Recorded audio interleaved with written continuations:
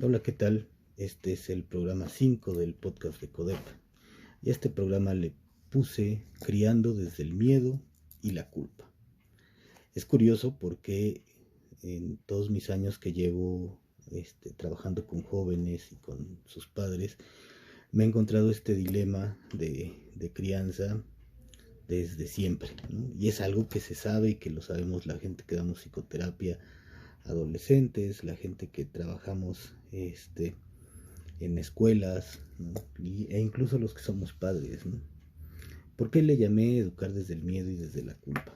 Pues porque parte de nuestros referentes de crianza para una vida mejor hacia nuestros hijos son nuestras propias experiencias y lo que podemos o no darles desde esas experiencias. Empecemos hablando de nuestros referentes de crianza. Nuestros referentes de crianza siempre son nuestros padres, son nuestros primeros referentes, ¿no?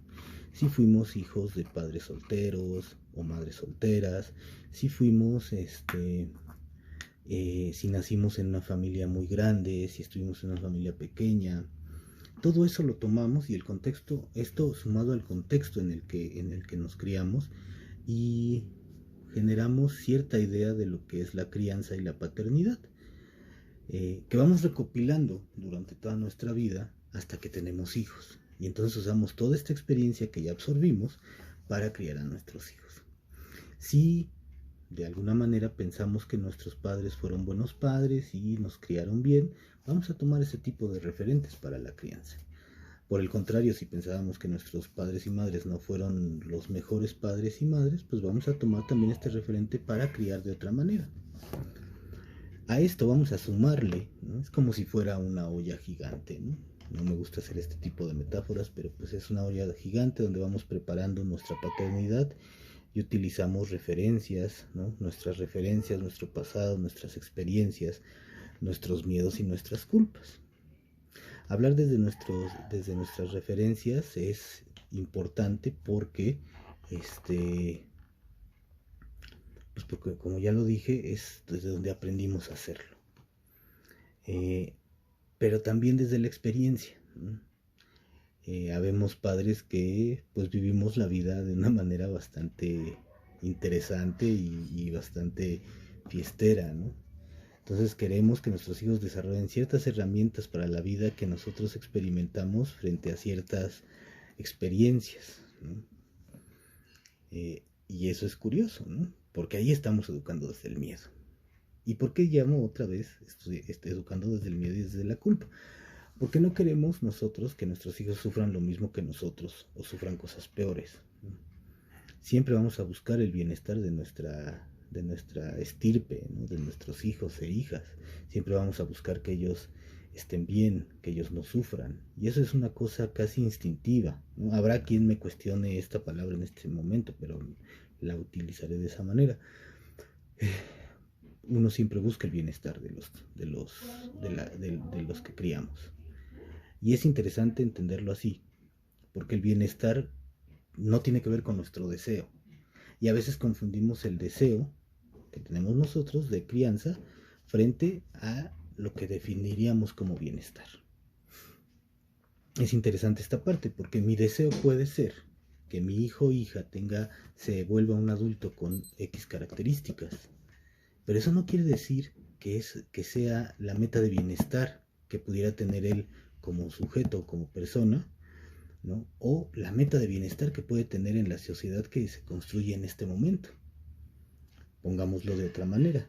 La movilidad social, es decir, si tú venías de un estrato socioeconómico bajo y aspirar a un estrato socioeconómico sobre esto, ¿no? de la pobreza a la clase media o a la clase media alta o baja, etcétera, ¿no? Era muy fácil en los años 70, 80. Para nosotros ha sido, como generación, para la gente que nacimos entre los 80 y los principios de los 90, ha sido más complicada la movilidad social, y eso no es una mentira, no es algo que no conozcamos. Pero para la gente, nuestros hijos que nacieron en los 2000 o más adelante, ¿no? pues la movilidad social se vuelve mucho más complicada en ese sentido, ¿no? Las características sociopolíticas y socioeconómicas pues no permiten que esto sea tan fácil como lo era hace unos 30, 40 años. Entonces, bueno, nuestro deseo, nuevamente regresando al deseo, tiene que ver con nuestra experiencia, con lo que queremos de nuestros hijos. Por más que tú seas muy abierto como padre o como madre, siempre hay un dejo de esperanza y de deseo. Bueno, el deseo siempre está, ¿no? Te lo digo como psicólogo, como alguien que le gusta el psicoanálisis. El deseo siempre está. El deseo hacia lo que queremos de los hijos siempre va a estar. Pero ¿cuándo es que debemos de deshacernos o tratar de calmar nuestra idea del deseo, de lo que queremos para nuestros hijos, frente a su propia idea de bienestar, ¿no? Eso es lo complicado. Y es lo complicado para cada padre en cada generación, padre y madre, ¿no? Hay que romper primero con estas ideas, ¿no? Lo llamo educar desde la culpa y desde el miedo porque justo nosotros como padres, y esto me ha pasado mucho con padres de adolescentes con los que he trabajado y con los que he platicado, porque ellos, nosotros digamos, no puedo excluirme de la paternidad, educamos desde nuestros referentes. Entonces si yo, por ejemplo, si yo fui padre joven, madre joven, y esto me trajo dificultades y vicisitudes, voy a evitar y voy a siempre trabajar para que mi hijo o mi hija no tenga este problema de una paternidad temprana o maternidad temprana que no pueda manejar cabalmente, como a mí me costó trabajo, ¿no? Si yo tuve problemas con sustancias o fui un padre o madre soltera, pues yo voy a trabajar para que mi hijo o mi hija no tenga este tipo de problemas porque son los miedos que traigo sin trabajar y donde yo me proyecto como persona hacia la persona de mi hijo o mi hija, ¿no? Y esto es algo importante. Uno no puede evitar proyectarse en los hijos, ¿no? Puede controlarlo, puede entenderlo, puede dejar de idealizarlo, pero la verdad es que uno como padre o como madre nunca se deja de proyectar en los hijos frente a lo que quieren y lo que pueden hacer, porque nosotros podemos observar todas las potencialidades que tienen nuestros hijos de desarrollo y cuando no las vemos desarrolladas como nosotros desearíamos verlas, pues esto nos causa conflicto y culpa frente a lo que le quisiéramos dar y no le podemos dar. Y eso es bien interesante, porque vivimos en una construcción cultural donde no queremos que se reproduzcan estas cosas, pero al mismo tiempo queremos darle estas otras, ¿no? Muchos compañeros, profesores, se quejan, ¿no? Porque dicen, bueno, es que los jóvenes de hoy, los niños de hoy ya no tienen esfuerzo, ya quieren todo de manera fácil y digerida. Pues sí, no podemos evitar que esto quieran los jóvenes frente a un tipo de construcción del conocimiento donde así es, ¿no? Es decir, imaginemos en los 70s, en los 60s, que para que una investigación científica fuera publicada pasaban 5 o 10 años, ¿no? Porque no tanto por los tiempos metodológicos que tenían que pasar, porque siempre han sido curadas metodológicamente, pero sí pasaba mucho tiempo para que fueran publicadas porque había ciertas vicisitudes que así lo generaban, ¿no? Ahora es muy fácil tener avances científicos o ser o tener acceso a la divulgación científica en un año. Se hace la investigación en un año, se publica y se tiene muy fácil y se tiene al alcance de un buscador, ¿no? Podemos verlo, ¿no? Podemos percibirlo en estos momentos. La vacuna para esta pandemia pues se generó en un año por toda la inyección económica, mediática y científica que hubo, ¿no? Esto no hubiera sido posible hace unos 40 años, ¿no? Entonces, bueno, no podemos esperar que nuestros hijos no busquen las cosas de manera más fácil y digerida. Esto es un hecho. Pero aquí lo importante es, primero, justo desprender mi contexto del que vive mi hijo o hija. Y esto es importante que lo tengamos en cuenta. Yo crecí de una manera, con estos padres y en esta estructura. Y mi hijo está creciendo de esta otra, con estos padres y con esta estructura. Es lo primero que yo te diría, para no educar desde el miedo y desde la culpa. Entender que cada uno tiene contextos diferentes, ¿no? Y tiene mecanismos de crianza diferentes, ¿no? Que podemos prevenir que nuestra hija o hijo no tenga las mismas dificultades, sí podemos prevenir estas dificultades que tuvimos nosotros, pero no podemos evitar que tenga dificultades. Es importante que entiendas que tu hijo tiene que vivir ciertas dificultades por situaciones de formación, por situaciones de crianza, ¿no? Hay una frase que escuché de algunos deportistas, entrenadores deportivos y gente que se dedica a la psicología del deporte, que decía: lo que tú no le enseñes, lo que tu hijo no sufre en la cancha, la vida se lo va a enseñar a golpes. Algo así decía más o menos, ¿no? Y es justo, ¿no? De pronto nosotros protegemos tanto esta parte de la crianza por nuestros miedos y nuestras culpas, que cuando los jóvenes salen al mundo, pongámoslo entre comillas, ¿no? Se encuentran con un mundo muy agresivo, porque ellos no han podido desarrollar las herramientas para no verlo así y para no entender que el mundo de pronto es así.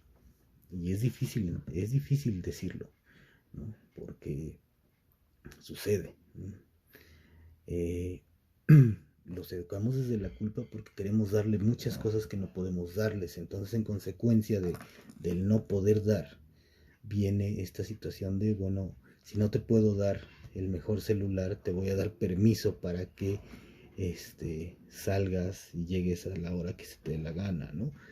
Estoy dando ejemplos un poco banales, pero son ejemplos con los que yo he trabajado con padres y madres de familia, ¿no? Y gente que se dedica a la crianza de jóvenes, ¿no? Es importante reconocer que nosotros creemos que nuestros hijos no se equivocan, pero que nuestros hijos se van a equivocar. Es importante entender que nosotros desearíamos evitarle sufrimiento a nuestros hijos. Pero es importante también entender que van a sufrir en algún momento y que van a tener experiencias negativas, ¿no? Pero también experiencias formativas, ¿no? Es muy difícil llegar a un equilibrio de crianza, ¿no? Porque más en estos tiempos que siempre estamos siendo observados en la crianza, ¿no? Por nuestros referentes, que fueron nuestros padres, ¿no? Por nuestros otros referentes, que son nuestros amigos, familiares, y frente a un mundo donde la apertura y el cuestionamiento de la moral social es tan fuerte, ¿no? Que de pronto podemos caer en una misma generación en diferentes tipos de crianza que se vuelven extremos entre ellos, ¿no? Desde gente que no les deja ver ni televisión ni tener aparatos electrónicos a los jóvenes y niñas, ¿no? Ni comer cosas procesadas, hasta gente que es llena de tecnología y de comida procesada a los niños y niñas, ¿no? Es por decir alguna cosa, ¿no? Pero es importante que tomemos en cuenta el contexto en el cual estamos, ¿no? El contexto en el cual se están criando nuestros hijos y en el contexto en que queremos que crezcan, ¿no? Es decir, si yo pertenezco a una clase media, y no es para nada una formación determinista, ¿no? Pero si yo pertenezco a una clase media y aspiro a que mi hijo o hija tenga un mejor nivel socioeconómico, pues debo de educarlo hacia allá, pero no venderle la idea, ¿no? De que ya está ahí. ¿Y a qué me refiero? Muchos de los problemas que tenemos de pronto como padres es que los metemos a escuelas que no podemos pagar, Nos endeudamos por la educación de los niños, niñas, y jóvenes, pensando que solo el hecho de que el joven esté en esta escuela carísima de paga, ¿no?, le va a generar movilidad social, y a veces no es así, y a veces lo que generamos es frustración, ¿no?